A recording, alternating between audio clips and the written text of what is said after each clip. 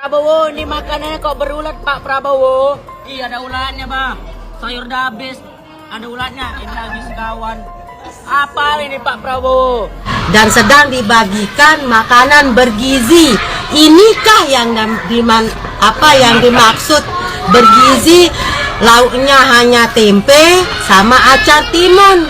Di mana bergizinya ini? Terus nasinya nggak ada rasa, hanya ada kecapnya ini.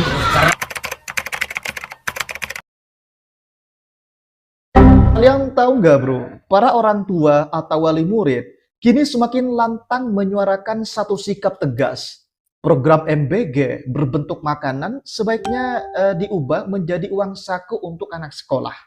Karena itu dinilai jauh lebih bermanfaat dan tepat sasaran, men. Bukan tanpa alasan nih. Kenapa para wali murid ini merekomendasi hal itu.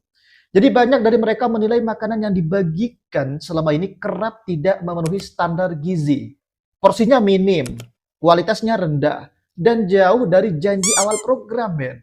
Di balik itu, beredar dugaan kuat adanya kong kali kong dan permainan anggaran di level pengelolaan nih. Di mana dana yang seharusnya utuh untuk gizi anak, men, justru diembat oleh orang-orang tertentu di kalangan ya permainan lah di atas. Sehingga separuh sebelum sampai ke piring siswa, akibatnya anak-anak hanya menerima sisa dari sistem yang dikorupsi.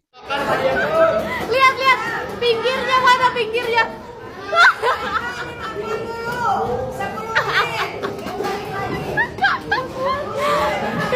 Sementara uang rakyat habis tanpa dampak nyata bagi kesehatan dan kesejahteraan mereka, men.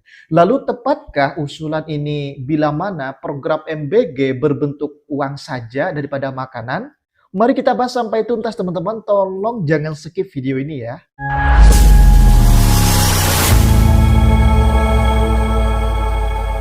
Bayangkan, men, sebuah program negara yang digembar-gemborkan sebagai solusi gizi anak sekolah menyedot anggaran triliunan rupiah uang rakyat, tapi di lapangan justru menyisakan pertanyaan besar, men.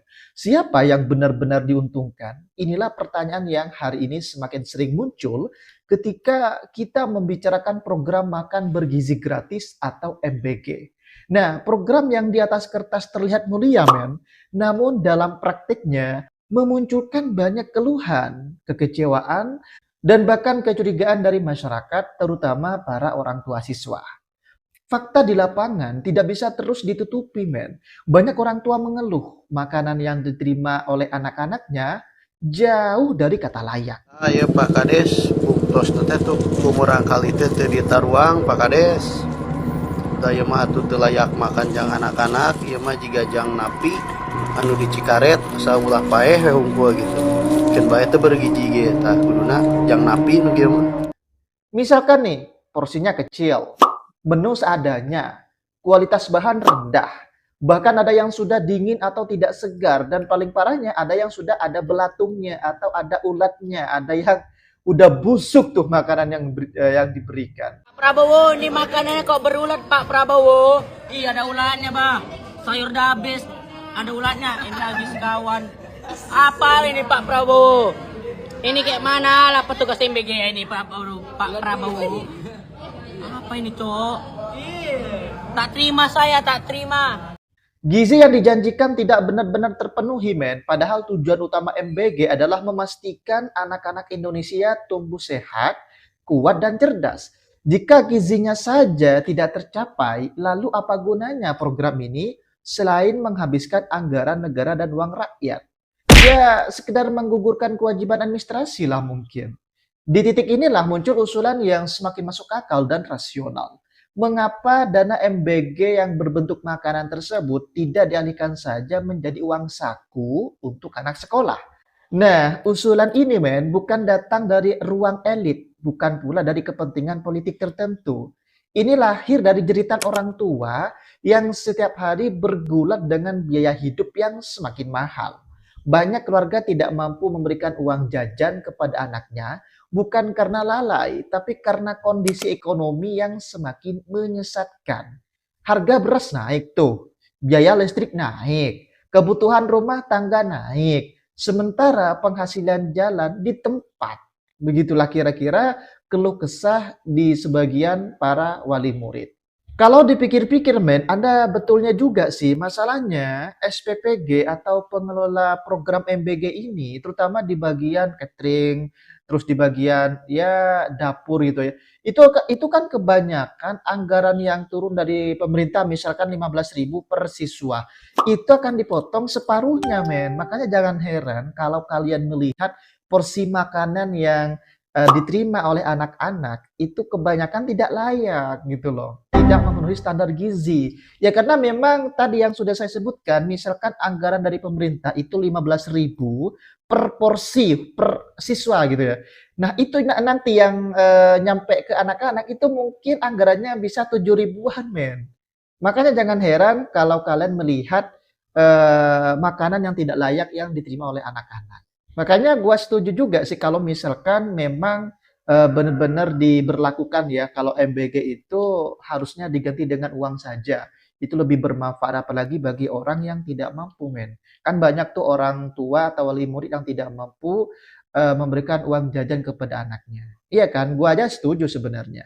Karena men, dengan uang saku itu anak tetap bisa makan, bahkan dalam banyak kasus justru bisa makan lebih layak tuh. Orang tua lebih tahu kebutuhan anaknya. Mereka tahu anaknya alergi apa, tidak suka apa, dan butuh asupan seperti apa. Uang saku memberi fleksibilitas. Anak bisa membeli makanan yang segar di sekolah. Kan tidak semua makanan yang diberikan kepada anak-anak itu sesuai dengan selera masing-masing. Kan enggak men. Iya kan? Jadi memang ada yang nggak suka bayam, ada yang nggak suka tempe, ada yang nggak suka ayam goreng, itu kan banyak banget. Jadi mungkin rekomendasi MBG yang dirubah menjadi bentuk uang ini mungkin lebih tepat sih menurut saya pribadi. Ini MBG bukan? Dari mana? Di rumah. Oh, di rumah masak juga ya? Iya. Berarti tanpa MBG pun kalian masih bisa makan ya? Nah, itu. Oke, terima. Kenapa men? Karena program MBG yang nantinya akan dibentuk uang ini bisa membuat orang tua menyiapkan bekal sendiri dengan bahan yang lebih terjamin kualitasnya kepada anak-anaknya. Ini jauh lebih manusiawi dibandingkan memaksakan satu menu seragam yang kualitasnya seringkali dipertanyakan men. Manfaat lain yang tak kalah penting adalah efisiensi dan transparansi. Program MBG dalam bentuk makanan membuka terlalu banyak celah kebocoran dan korupsi. Ada rantai panjang tuh, pengadaan bahan, pengelolaan dapur, distribusi, hingga pengawasan yang lalai. Setiap mata rantai adalah potensi masalah untuk dikorupsi. Disinilah kecurigaan publik muncul. Bukan rahasia lagi men, di banyak daerah beredar cerita bahwa anggaran makanan itu disunat. Bukan sedikit men, tapi separuh dari anggaran yang digelontorkan oleh pemerintah untuk anak-anak. Seperti yang sudah saya katakan tadi, misalkan dari pemerintah itu anggarannya 15.000 per anak, itu nanti yang nyampe ke bawah, itu biasanya tinggal 7.000 men anggarannya. Ketika anggaran dipotong di tengah jalan, yang jadi korban adalah anak-anak. Porsinya dikurangi, kualitasnya diturunkan, gizinya dikorbankan. Jika dana itu diberikan langsung dalam bentuk uang saku, rantai kebocoran itu bisa dipangkas drastis. Namun pertanyaannya, apakah elit-elit yang mengelola MBG ini setuju dengan usulan ini? Saya rasa tidak akan setuju, men. Karena tentunya ini akan merugikan mereka tuh. Karena program MBG ini katanya sih sangat menguntungkan bagi elit-elit tertentu. Kenapa program MBG yang diusulkan ya dalam bentuk uang ini sangat bagus? Karena uang itu langsung ke anak-anak, men, ke langsung orang tua. Tidak perlu dapur umum, tidak perlu vendor, tidak perlu kontraktor, tidak perlu biaya operasional yang gemuk untuk dikorupsi. Negara menghemat anggaran, men. Rakyat mendapat manfaat nyata. Ini bukan sekedar soal uang. Ini soal keadilan penggunaan uang rakyat. Karena ini bukan uangnya Prabowo, bukan uangnya para pejabat, bukan. Uang kita semua, men. Ini dari APBN loh. Lalu muncul pertanyaan nih, kenapa usulan ini baru ramai sekarang? Jawabannya sederhana. Karena masyarakat sudah mulai sadar, sudah terlalu banyak program bagus di atas kertas, tapi gagal tuh di lapangan. Sebenarnya sih bagus ya idenya Prabowo. Tapi masalahnya, men, bandit-bandit di bawah itu loh yang merusak sistem ini. Sudah terlalu sering rakyat diminta percaya, tapi hasilnya mengecewakan. Orang tua melihat sendiri apa yang dimakan anaknya di sekolah. Kan itu banyak kasus beberapa waktu yang lalu, ribuan anak keracunan massal di berbagai sekolah. Ya akibat program ini, men. Kemudian para wali murid membandingkan antara janji dan realita. Dan ketika jaraknya terlalu jauh, wajar jika muncul tuntutan perubahan. Ada juga yang berargumen kalau uang saku itu nanti disalahgunakan dibelikan hal-hal lain. Nah, untuk menggagalkan usulan ini, men, para buzzer itu mengatakan seperti ini. Nanti kalau misalkan MBG itu dirubah ke bentuk uang, misalkan kalau uang saku nanti disalahgunakan, dibelikan hal lain.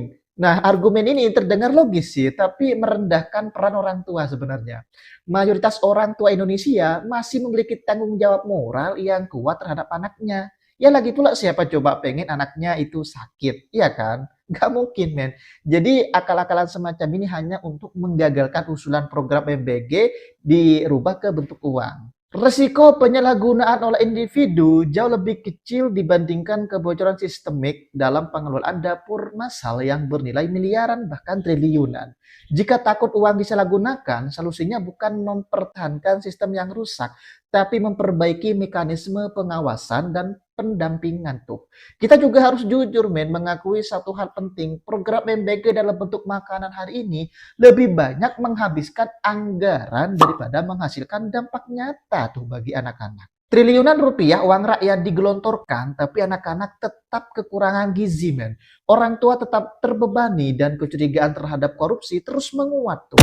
Jika tujuan tidak tercapai, evaluasi total adalah keharusan, bukan pilihan, maka mengganti program MBG berbentuk makanan menjadi uang saku adalah pilihan yang tepat sih sebenarnya. Nah, menurut kalian sendiri gimana nih, bro? Setuju nggak kalau misalkan program MBG ini diganti berbentuk uang saku atau uang jajan untuk anak sekolah? Kalau kalian setuju, coba tulis komentar kalian. Kalau tidak setuju juga kasih alasannya apa.